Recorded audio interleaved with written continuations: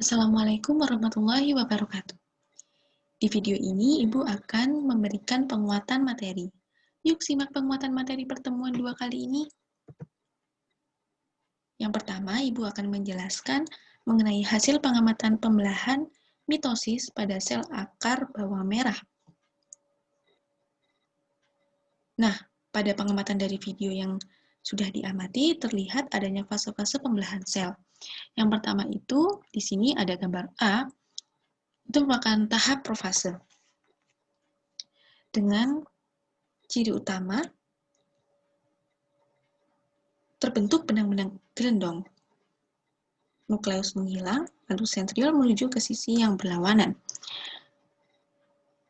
Lalu, pada tahap metafase, yaitu di sini ditunjukkan pada gambar B, memiliki ciri utama kromosom berada di bidang ekuator. Lalu, pada gambar C, yaitu tahap anafase, memiliki ciri utama kromatid memisah satu sama lain dan benang-benang spindel memendek bergerak menuju kutub yang berlawanan. Untuk gambar D, yaitu gambar fase telofase, yang memiliki ciri utama sitoplasma membelah, kromosom menebal, membran nukleus mulai terbentuk. Selanjutnya mengenai siklus sel. Nah, dalam siklus sel ini terdiri dari tahap interfase dan mitotik atau tahap pembelahan. Nah, tahap interfase sendiri terdiri dari tahap G1, S, dan G2. Tahap interfase ini bukanlah fase istirahat, tetapi fase ketika sel mengumpulkan energi untuk tumbuh, replikasi DNA, menghasilkan protein, dan membentuk organel sel dalam sitoplasma. Jadi, pernyataan bahwa fase interfase merupakan fase istirahat merupakan pernyataan yang kurang tepat. Selanjutnya mengenai fungsi larutan yang digunakan pada praktikum pembelahan sel pada tumbuhan.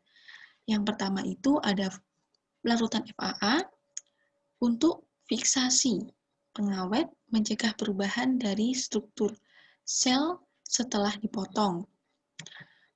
Lalu ada alkohol 70%, itu gunanya untuk menghilangkan larutan FAA yang masih menempel di sel akar, mengembalikan kesegaran sel dan mensterilkan mikroba yang mungkin saja ada pada akar. Lalu ada larutan HCl, itu berguna untuk mempermudah atau memperjelas bagian meristematik dan non-meristematik, di mana di sini bagian meristematik ditunjukkan berupa bagian tudung akar. Jadi warnanya akan lebih putih dari bagian yang lain, daripada bagian yang lain. Lalu ada larutan asetokarmin, gunanya untuk pewarnaan pada kromosom sehingga mempermudah melakukan pengamatan. Nah, selanjutnya mengenai kejadian yang terjadi di sekitar kita berkaitan dengan pembelahan sel. Yang pertama itu terbentuknya sel kanker berkaitan dengan pembelahan sel. Jadi sel kanker merupakan sel yang mengalami pertumbuhan atau pembelahan sel yang tidak terkendali dan menyebabkan jaringan tubuh normal rusak. Sel kanker membuat faktor pertumbuhannya sendiri atau memiliki abnormalitas pada jalur pengontrolan siklus sel sehingga terjadi kekacauan dalam siklus sel. Sel kanker berawal dari sel tunggal dalam jaringan yang mengalami transformasi. Sel tersebut berproliferasi atau membelah, terus membentuk tumor. Tumor yang tetap berada di tempat aslinya disebut tumor jinak. Tumor yang berpindah tempat dan merusak jaringan tubuh lain disebut tumor ganas atau kanker. Selanjutnya mengenai proses penyembuhan luka berkaitan dengan pembelahan sel. Jadi, proses penyembuhan luka pada jaringan itu dapat dibagi menjadi 3 fase. Fase inflamasi, yaitu di mana terjadi penghentian pendarahan. Fase proliferasi itu jaringan epitel tumbuh menutup luka melalui proses mitosis. Nah, jadi pada penyembuhan luka ini, proses pembelahan sel secara mitosis itu berperan.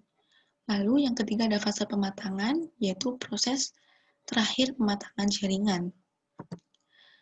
Nah, ternyata sel darah merah itu tidak mengalami pembelahan. Jadi, terdapat sel di dalam tubuh kita yang tidak mengalami pembelahan, yaitu sel darah merah. Sel darah merah tidak mengalami pembelahan sel secara amitosis, mitosis, ataupun meiosis. Hal tersebut dikarenakan sel darah merah yang tidak memiliki inti sel. Sel darah merah diproduksi di sumsum tulang belakang. Nah, sekian video penguatan materi dari Ibu. Thank you for watching. Semoga bermanfaat. Tetap semangat. Terima kasih. Wassalamualaikum warahmatullahi wabarakatuh.